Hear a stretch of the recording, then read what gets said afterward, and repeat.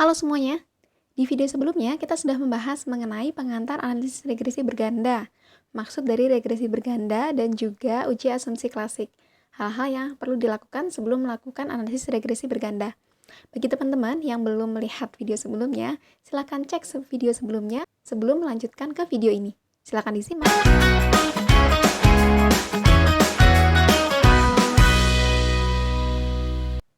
Sebelum kita bahas ke inti, kita mau review dulu. Di video sebelumnya kita sudah bahas mengenai hipotesis analisis regresi berganda. Kemudian kita juga belajar mengenai uji asumsi klasik dan juga praktek mengenai normalitas, linearitas, kemudian multikolinearitas, autokorelasi, dan heterokedastisitas. Nah, yang heterokedastisitas ini belum sempat saya bahas di video sebelumnya. Rencananya sebenarnya saya bahas, cuma ketika saya cek heterokedastisitasnya yang saya pikir bakalan bebas dari heterokedastisitas, ternyata muncul gejala heterokedastisitas. Akhirnya karena proses untuk mengatasi gejala heterokedastisitas ini lumayan banyak, akhirnya saya bikin di video terpisah. Oleh karena itu, untuk khusus heterokedastisitas ini akan ada di video ini. Nah, di video ini kita mengatasi gejala heterokedastisitas ini melalui dua cara, yaitu transformasi logaritma natural dan melalui uji Pak. Kita akan memilih salah satu dari cara ini. Biasanya, kebanyakan itu menggunakan transformasi logaritma natural. Ketika dilakukan uji ini, biasanya sudah langsung terbebas dari heterokedastisitas. Tapi kita coba nanti selain menggunakan transformasi, kita juga akan menggunakan uji Pak, mana di antara dua uji ini yang bisa kita pakai untuk menghindari gejala heterokedastisitas. Oh ya, untuk menguji heterokedastisitas ini sebenarnya ada dua cara, yaitu dengan pakai scatter plot dan juga dengan metode Geiser. Nah, di video ini hanya pakai yang metode Geiser, bukan yang scatter plot. Mengapa? Karena kalau scatter plot itu kan keluar outputnya kan gambar, jadi kayak mengira-ngiranya susah gitu. Tapi kalau misalkan menggunakan metode Geiser, kita keluarnya angka, jadi gampang nilainya apakah memang bebas dari heterokedastisitas atau masih muncul gejala heterokedastisitas. Dan selain itu, kita juga akan melakukan uji SPSS mengenai analisis regresi berganda dan interpretasinya. Jadi kita langsung aja ya melakukan uji heterokedastisitasnya. Oke, ini adalah data yang sama seperti video sebelumnya. Kalau misalkan ada variabel yang lain, lebih baik dihapus saja. Caranya ini di blok, kemudian langsung di delete. Analyze, kemudian regression, kemudian linear. Nah, di sini kita masukkan yang minat beli atau variabel dependent-nya, yang Y-nya itu ke atas, kemudian yang lainnya itu yang ke independent. Jadi sesuai, kemudian di bagian save, kita pilih yang unstandardized. Jadi kita centang yang residual, ini yang unstandardized, continue, lalu klik OK. Kita abaikan data yang keluar, karena kita nggak akan pakai ini. Jadi kalau misalkan kita balik lagi ke data awal, ini muncul, yaitu res1, artinya residual 1. Tapi kita lihat di sini residualnya dia ada unsur negatif. Jadi untuk mengubahnya kita akan ubah dulu ke yang positif dulu, yaitu dengan mentransformasi. Jadi transform, kemudian compute variable. Nah, di sini kita kasih nama variabelnya adalah ABS. ABS itu absolut. Absolut itu mutlak. Artinya kita mau rumus yang nanti yang negatif jadi positif. ABS res 1. Itu kita klik di sini function groupnya. Ini adalah rumusnya ya. Jadi ABS, nah nanti akan muncul tanda tanya ini. Nah, ketika muncul tanda tanya ini, lalu kita masukkan variabel yang ingin kita hitung absolutnya, kemudian kita klik tanda panahnya. Lalu klik OK. Nah, nanti akan muncul di outputnya, tapi kita nggak akan pakai itu. Kita balik lagi ke data view. Nah, di sini kita lihat muncul bahwa yang semula negatif dia jadi positif semua. Setelah itu kita lanjutkan untuk menguji heterokedastisitasnya, yaitu analyze, kemudian regression, kemudian linear. Nah, ini sama, yang bedanya adalah yang dependent ini kita ganti menjadi ABS res 1. Save-nya ini kita nggak perlu ubah lagi karena tadi kita sudah klik, jadi nggak perlu dicek lagi. Nah, nanti akan muncul hasil output untuk heterokedastisitas. Oke, yang dilihat itu adalah nilai yang koefisien. Kita lihat nilai signifikannya. Harapannya adalah yang nilai signifikannya lebih dari 0,05. Di sini terlihat bahwa strategi harga sudah lebih dari 0,05, bebas dari gejala heterokedastisitas. Tapi ada dua variabel lain yang kurang dari 0,05, adalah strategi produk dan desain atmosfer. Jadi kita akan melakukan uji untuk mengatasi gejala heterokedastisitas. Uji apa yang kita pakai? Kita boleh pilih salah satu. Mau transformasi logaritma atau melalui uji PAK. Kita akan coba satu-satu semuanya, kita akan lihat mana yang kira-kira bisa mengatasi gejala itu. Jadi kita akan pertama melakukan yang transformasi logaritma dulu ya. Nanti kita lihat apakah dia bebas dari gejala heterokedastisitas. Di sini yang ditransformasi, walaupun tadi yang muncul gejala itu hanya dua variabel, jadi yang satunya udah lolos, tapi ketika transformasi itu kita harus mentransformasi semua variabel. Jadi mulai dari variabel X1, X2, X3, dan Y itu kita harus rubah semuanya. Tapi jangan khawatir, kita ngerubahnya pakai SPSS gitu. Jadi kita klik transform, compute. Kita akan melakukan transformasi logaritma untuk X1, X2, X3, dan Y. Jadi semuanya. Jadi kita tulis di sini adalah ln. Ln itu adalah logaritma natural. Ln underscore X1, ini namanya. Nah, kemudian yang numeric expression, rumusnya itu adalah kita tulis, kita bisa lihat dari function yang di sebelah kanan bawah, ln, atau bisa juga ditulis manual di keyboard juga boleh. Langsung kita klik yang strategi harga, kan tanda panah. Oke. Kalau sudah, ini diabaikan aja dulu karena kita tujuannya untuk mentransformasi semuanya. Kita lanjutkan untuk yang mentransformasi X2-nya. Nah, ini kita bisa ganti langsung. Klik di sini. Kemudian OK. Langsung kita transformasi untuk yang X3-nya. Nah, ini bisa ditulis langsung X3 gitu ya. Langsung OK. Kemudian kita transformasi untuk yang Y-nya.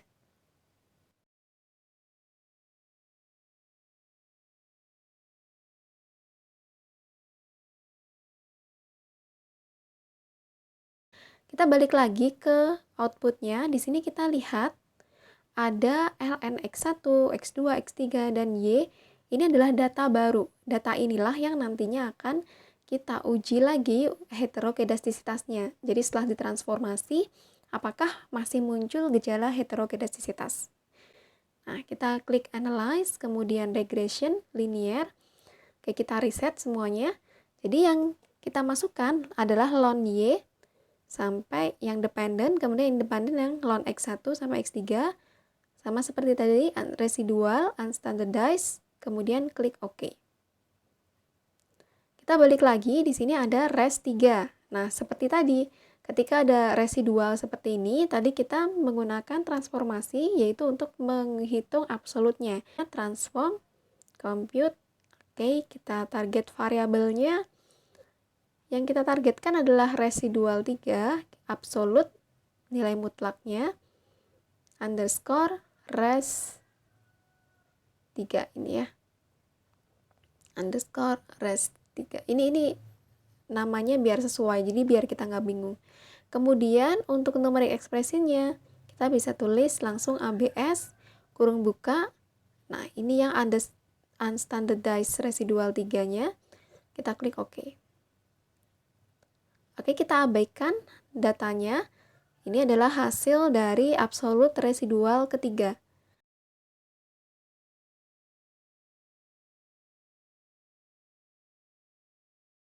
Lalu kita cek lagi, analyze, analyze regression linear. Nah, yang dependen kita ganti dengan ABS res 3, lalu klik OK. Nah, ini adalah hasil heterokedastisitas setelah ditransformasi. Lalu kita cek, ada perubahan nggak di nilai signifikannya. Oke, di sini kita lihat nilai signifikannya. Kalau kita bandingkan dengan yang sebelumnya nih ya. Nah, ini saya buat pembandingannya dengan yang sebelumnya.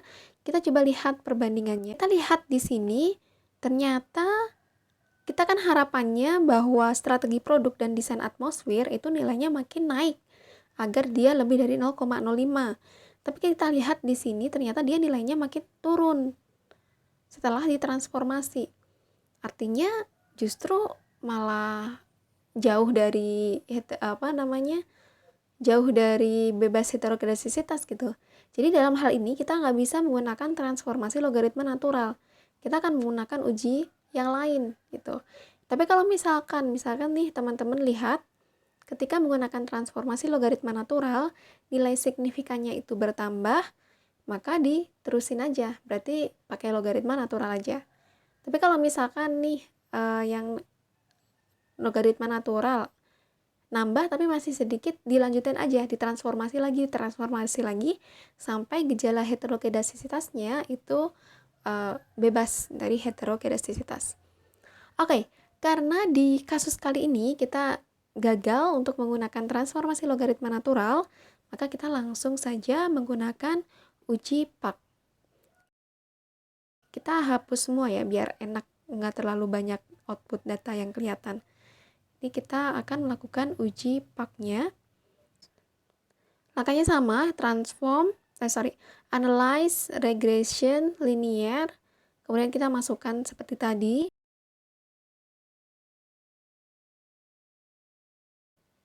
Nah, kita dapat residual 1 nih ya. Nah, di sini untuk kita transform, kemudian compute, target variabelnya kita mengalihkan residual 1 dengan residual 1. Res 1 kali res 1. Seperti ini. Nah, kemudian numerik ekspresinya ya ditulis saja res 1 atau teman-teman bisa klik tulisan unstandardized, kemudian klik tanda panah, nanti akan muncul langsung res 1, atau bisa langsung ditulis di keyboard juga boleh. Bintang itu artinya kali, kemudian tulis res 1 lagi.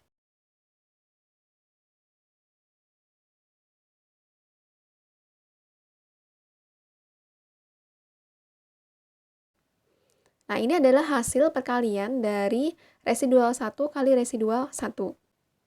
Kemudian kita klik transform, kemudian compute variable. Ini kita hapus. Yang kita lakukan adalah menglogaritma naturalkan dari residualnya. Jadi yang perkaliannya tadi kita logaritmakan, kita klik OK. Kita balik lagi ke datanya. Jadi di sini muncul ln, itu logaritma natural dari perkalian res 1 kali res 1. Nah, selanjutnya kita klik analyze, kemudian regression, kemudian linear. Kita ganti yang dependennya ini ke lone res. Oke, kemudian kita langsung klik OK. Kita lihat di sini, ini adalah koefisien. Kita lihat di sini, strategi harga 0,7, lebih dari 0,05. Strategi produk 0,004, masih kurang ya. Kemudian ada desain atmosfer yang semula muncul gejala, dia jadi bebas gejala gitu. Jadi uji Pak ini bisa mengatasi gejala dari heterokedastisitas. Nah, karena masih ada strategi produk nih yang masih belum terbebas dari heterokedastisitas, kita akan melakukan uji Pak lagi. Jadi uji Pak-nya 2 kali. Oke? Kita akan melakukan uji Pak 2 kali dari hasilnya tadi. Gitu. Nah, bagaimana cara melakukannya? Jadi yang cara melakukannya itu kita anggap yang res 2, ini kita anggap seakan-akan dia res 1, seperti konsep yang tadi. Jadi kita akan mengalihkan res 2 dengan res 2. Oke, di sini transform compute, kemudian target variabelnya adalah res 2 kali res 2. Untuk numerik ekspresinya berarti kita kalikan res 2 bintang res 2, kemudian klik OK. Kita Kita balik lagi ke data view. Nah, di sini kita sudah punya nih res 2 kali res 2. Langkah selanjutnya adalah melogaritma naturalkan. Jadi ln, ln, ini biar enak namanya. Kemudian ln, kurung buka, res kali res 2 kali res 2, kurung tutup, kemudian klik OK. Nah, kita sudah punya logaritma natural dari res 2 kali res 2. Setelah itu kita uji heterokedastisitasnya. Nah, ln resnya ini kita ganti jadi ln res 2 kali res 2. Hasilnya langsung oke. Kita lihat di sini, oh ternyata semuanya baik strategi harga, strategi produk, dan desain atmosfer itu sudah terbebas dari gejala heterokedastisitas karena semuanya sudah lebih dari 0,05. Oke, karena sudah bebas dari gejala heterokedastisitas, berarti kita bisa untuk menguji analisis regresi berganda. Jadi kita akan melakukan uji analisis untuk regresi bergandanya. Kita balik lagi ke data view, semuanya di blok ya, yang nggak penting. Kita biar enak nanti analisisnya juga nggak banyak-banyak, cuman X1, X2, X3, dan Y. Kita klik Analyze Regression Linear, langkahnya dependent ke atas, independent yang bawah. Lalu kita klik Statistik. Nah, di sini kita klik yang Estimate dan Model Fit pada bagian Regression Coefficient, ditambah yang R-square change, kemudian yang deskriptif, lalu klik Continue. Lalu klik OK. Ini sudah masuk ke hasil dari analisis regresi linear yang berganda. Lalu mana saja sih data? Ini kan tabelnya ada banyak nih. Data mana sih yang akan dipakai untuk menganalisisnya dan untuk menjawab hipotesis yang sudah disusun? Kita lihat yang bagian model summary. Nah, ini kita akan menganalisis yang model summary ini. Oh ya, tips untuk teman-teman kalau misalkan mau mengcopy data yang di SPSS, kalau misalkan ini langsung di copy ke Word, itu dia bentuknya udah tabel itu. Tapi kadang kan ada yang nggak adjust dengan margin dari Word ya. Kalau biasanya kalau misalkan pengen formatnya sama dan jelas, biasanya saya kopikan dulu ke PowerPoint dalam bentuk format foto atau PNG, pokoknya yang formatnya gambar, baru saya copy ke Word. Jadi nanti hasilnya tetap oke. Jadi kayak gini hasilnya. Sama tapi tetap bisa adjust dengan Word-nya. Oke, ini adalah hasilnya. Lalu apa sih yang akan diinterpretasi dengan hasil yang sebanyak ini? Banyak yang sebenarnya kita bisa peroleh. Yang pertama ini, hasil dari R-nya itu menunjukkan nilai koefisien korelasi. Nah, inilah alasan mengapa analisis korelasi dan analisis regresi itu biasanya dijadikan satu. Karena dalam analisis regresi, dia juga bisa menghitung korelasi. Jadi biasanya langsung jadi satu. Nah, ini kita lihat, kita kan tujuannya kan regresi nih, tapi juga muncul berapa koefisien analisis dari korelasi. Dan nilai koefisien korelasinya itu adalah 0,474, menunjukkan hubungan antar variabelnya. Kita lihat untuk interpretasi nilai koefisien korelasi, dia korelasinya termasuk dalam kategori sedang atau cukup. Dia menunjukkan hubungan yang sedang antara strategi harga, strategi produk, dan desain atmosfer terhadap minat beli konsumen. Dengan nilai koefisien regresi yang positif. Jadi ini nilainya positif, yang artinya hubungannya adalah positif. Maksudnya, kalau strategi harganya bagus, produknya bagus, desain atmosfernya bagus, nanti minat beli konsumennya juga meningkat. Tapi meningkatnya dalam kategori yang sedang, gitu. Yang cukup lah, nggak tinggi-tinggi banget gitu hubungannya.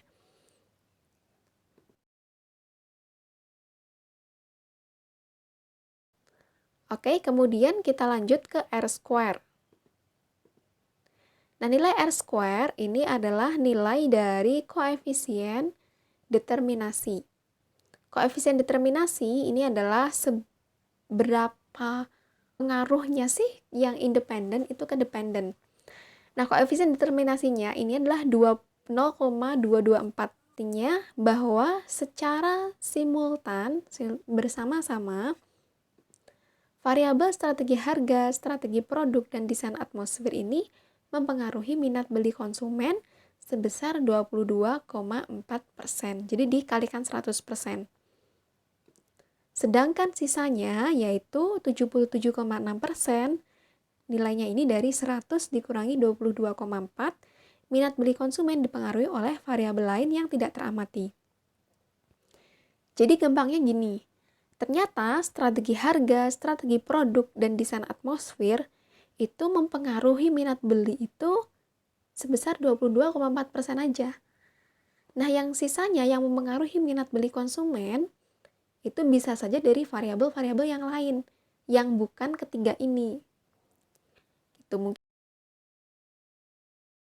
Kemudian yang bisa kita lihat dari tabel ini itu adalah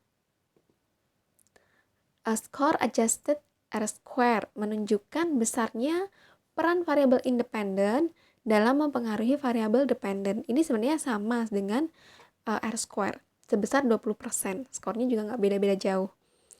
Kemudian yang bisa kita amati itu adalah nilai standar error, yaitu sebesar 1,55. Menunjukkan bahwa kesalahan dugaan regresi dalam memprediksi itu sebesar 1,553. Oke, itu tadi mengenai interpretasi dari satu tabel ini. Akan tetapi, interpretasi dari tabel tadi itu belum menjawab hipotesis yang sudah kita susun. Untuk menjawab hipotesis tersebut, kita lihat di sini adalah ada tabel bagian koefisien. Kita kopikan dulu biar enak analisisnya. Nah, di sini berdasarkan tabel di atas dapat disusun persamaan regresinya.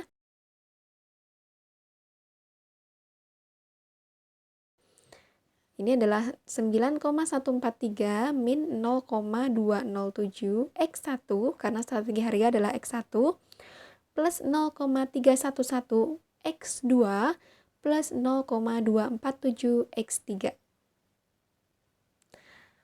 Nah, fungsinya apa sih persamaan regresi ini? Dengan persamaan regresi ini, kita dapat memperkirakan berapa besar minat beli konsumen jika strategi harga, strategi produk, dan desain atmosfer itu memperoleh nilai tertentu. Jadi tinggal diganti. Misalkan strategi harganya berubah nih untuk bulan depan. Karena kita sudah punya persamaan regresi, jadi tinggal kita bisa memperkirakan minat belinya itu berapa besar dengan mengganti nilai X1-nya.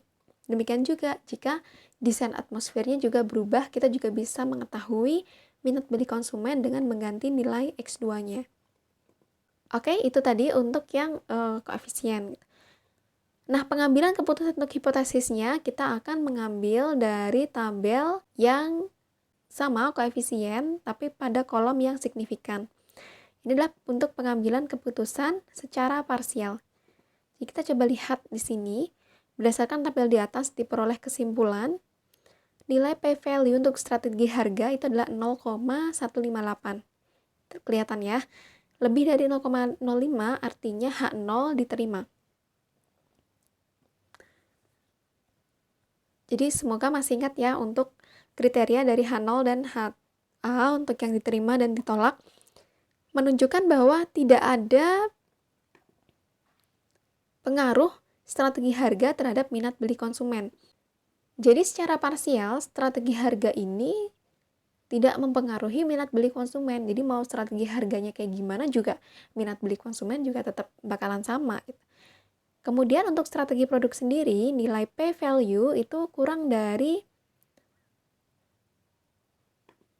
0,05. Artinya H0 ditolak. Artinya bahwa strategi produk itu mempengaruhi minat beli konsumen. Yang ketiga juga begitu, kurang dari 0,05, artinya desain atmosfer itu juga mempengaruhi minat beli konsumen. Ini secara parsial. Jadi kita analisis per variabel independen, ternyata beda-beda, ada yang mempengaruhi, ada yang nggak mempengaruhi.